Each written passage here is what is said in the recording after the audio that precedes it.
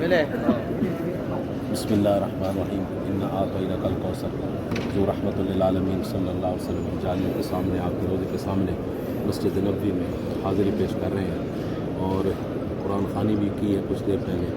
और नमाज असर के बाद सैयदा पाक बीवी सरकार सैयदा खातून जन्नत सलामुल्लाह अलैहा की बारगाह में जन्नतुल बकी में हाज़िरी पेश करनी है। चूँकि आपके आज विसाल का दिन है 3 रमज़ानुल मुबारक, तो जमी अहबाब तक मेरा पैगाम है कि आप भी जितना हो सके कलाम पाक पढ़ें और आज की अफ्तारी सैयदा पाक सलामुल्लाह अलैहा की बारगाह में ज़्यादा से ज़्यादा कलाम दरूद व सलाम और आजिज़ी पेश करें।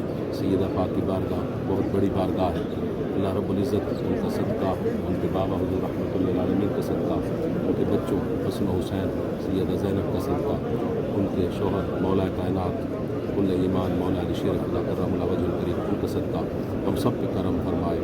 और आप जितने आप ने दुआओं के लिए कहा, अल्लाह आप सब की मनाजात अपनी बारगाह में कबूल फरमाए, आप सबको सेहत सलामती इज़्ज़त और वक़ार से रखें। अस्सलामु अलैकुम व रहमतुल्लाहि व बरकातुहू।